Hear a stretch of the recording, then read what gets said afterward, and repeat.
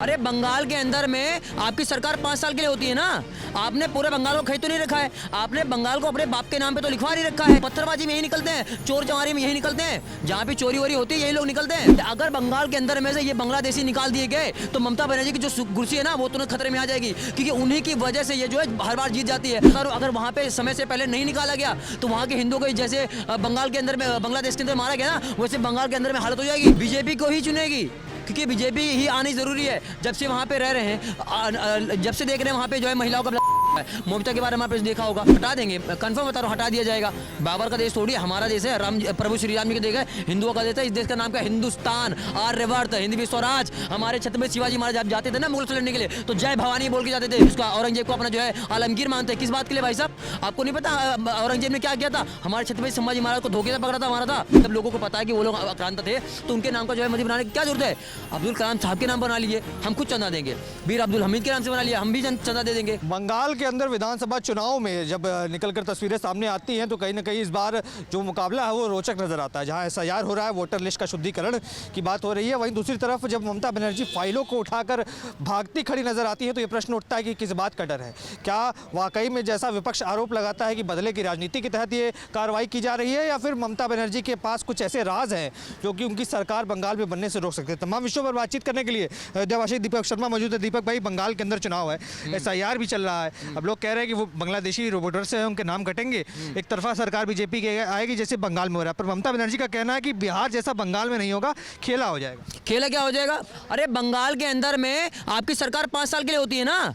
आपने पूरे बंगाल को खरीद तो नहीं रखा है, आपने बंगाल को अपने बाप के नाम पे तो लिखवा नहीं रखा है। अगर वहाँ पे एसआईआर होगा तो भैया आप तो एसआईआर तो रोक नहीं पाएंगे ना, कि पूरे देश के अंदर में हो रहा है। ये जितने भी बांग्लादेशी कंगले या कमीने आगे हमारे बंगाल के अंदर में घुसे पड़े हैं, ये नाली के कीड़े गटर छाप पूरे देश के अंदर में जो है तबाही मचा रखे। जहाँ होती है पत्थरबाजी में यही निकलते हैं, चोर चमारी में यही निकलते हैं, जहाँ भी चोरी वोरी होती है यही लोग निकलते हैं। और मैं आपको बता रहा हूँ कि अगर बंगाल के अंदर में से ये बांग्लादेशी निकाल दिए गए तो ममता बनर्जी की जो कुर्सी है ना वो तुरंत खतरे में आ जाएगी, क्योंकि उन्हीं की वजह से ये जो है हर बार जीत जाती है। आप बताइए लगातार कैसे जीत रही है, और ये एसआईआर करने से मना क्यों कर रही है? अब बताइए बिहार के अंदर में एसआईआर हुआ नहीं हुआ, और उसके बाद ये उत्तर प्रदेश में भी होगा, और उत्तर प्रदेश में होगा उससे पहले जो बंगाल में होगा, और बंगाल में होगा तो ममता बनर्जी को कुर्सी खतरे में 100% आएगी। आज ये हालत है बंगाल के अंदर में। पर लोग कह रहे हैं कि एसआईआर मतलब वोट चोरी है, साफ तौर पर बीजेपी जैसे बिहार में जीती वैसे बंगाल में जीतने की तैयारी की बात कर रहे हैं। सर एक बात बताइए, इस देश के अंदर बांग्लादेशी है या नहीं है? आप जैसे पत्रकार जब जाते हैं कहीं पे करने के लिए या जहाँ झुग्गी झोपड़ी में करते हैं तो वहाँ पे वो लोग कहते हैं वो बांग्लादेशी हैं, तो क्या वो झूठ बोले? जाके देख लीजिए शाहीन बाग के अंदर में ऐसे बहुत से इलाके हैं। और एक बात बताइए, बंगाल के अंदर में एक जो पकड़ा गया था उसके पास में 10,000 वोटर ID कार्ड पाया गया था, वो जो मतलब फेक था, वो कहाँ से आया था? वो किसने पाया गया था? भैया बंगाल के अंदर में जो हिंदू रह रहे हैं ना उनका जो हालत खराब हो रखी है। मैं आपको बता रहा हूँ, अगर वहाँ पे समय से पहले नहीं निकाला गया तो वहाँ के हिंदुओं को जैसे बंगाल के अंदर में बांग्लादेश के अंदर मारा गया ना, वैसे बंगाल के अंदर में हालत हो जाएगी। समझ रहे हैं आप? अब मुर्शिदाबाद की हालत देख लीजिए, कौन भगा रहा था उनको? आप इस देश के लोग हैं, आप इस देश के नागरिक हैं, तो फिर हिंदुओं क्यों भगाने का काम किया जा रहा है?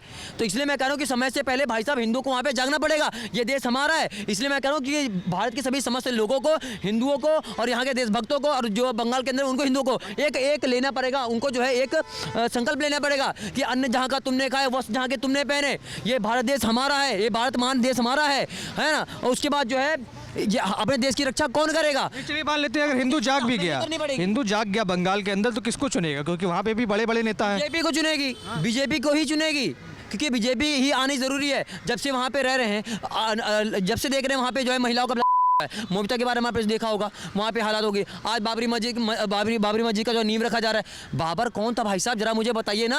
बाबर जो है अपने ही एक सिपाही को भेज के राम मंदिर तुड़वाया था, फिर वहाँ पे जो है राम मंदिर तोड़ा, बाबरी मस्जिद बनी। उसके बाद आप देख लीजिए, अब राम मंदिर दोबारा बना ना, और सबूतों के तहत पे बना है। उसके बाद आप जो है बंगाल के अंदर में क्यों रख रहे हैं? ऐसा काम करें कि दोबारा से जो है इस देश की स्थिति खराब होने। क्या बीजेपी आएगी तो वहाँ पर जो बाबरी की नींव रखी गई है उसको हटाया जाएगा? क्या किया जाए? हटा देंगे, कंफर्म बता रहा हूँ, हटा दिया जाएगा। बाबर का देश थोड़ी हमारा देश है, राम प्रभु श्री राम जी के देश है, हिंदुओं का देश है। इस देश का नाम क्या? हिंदुस्तान, आर्यवर्त, हिंदी स्वराज। हमारे छत्रपति शिवाजी महाराज आप जाते थे ना मुगल से लड़ने के लिए तो जय भवानी बोल के जाते थे, जय श्री राम बोल के जाते थे। तो ये देश हमारे छत्रपति शिवाजी महाराज का है, बाबर का नहीं है। बाबर लुटेरा था, सबको पता है, बाहर से आया हुआ आक्रांता था, ये अंग्रेज आक्रांता थे। अब इस देश के अंदर में ये दुर्गति हो चुकी है कि वही लोग जो है बाबर को जो है अपना वो मानते हैं, ये क्या नाम है उसका, औरंगजेब को अपना जो है आलमगीर मानते हैं। किस बात के लिए भाई साहब? आपको नहीं पता औरंगजेब ने क्या किया था? हमारे छत्रपति संभाजी महाराज को धोखे से पकड़ा था, मारा था। तो ये सब चीज़ें जब हो रही है, जब लोगों को पता है कि वो लोग आक्रांत थे, तो उनके नाम का जो है मुझे बनाने की क्या जरूरत है? अब्दुल कलाम साहब के नाम बना लिए, हम खुद चंदा देंगे। बीर अब्दुल हमीद के नाम से बना लिया, हम भी चंदा दे देंगे, क्या दिक्कत है? इसलिए हमें करनी पड़ेगी, अपने देश की सुरक्षा हमें करनी पड़ेगी, सभी हिंदुओं को जागना पड़ेगा। इसलिए मैं कह रहा हूँ, संकल्प लो कि भैया अन्न जहाँ का तुमने खाया, वस्त्र जहाँ के तुमने पहना, ये भारत महान देश हमारा है, इसकी रक्षा कौन करेगा? हम करेंगे। कैसे करेंगे? तन से करेंगे, मन से करेंगे, जरूरत पड़ेगी तो। हाँ, समझ गया ना? तुम्हारी पब्लिक समझ गई है। आप देख रहे हैं सौगंध टीवी, सौगंध वतन की।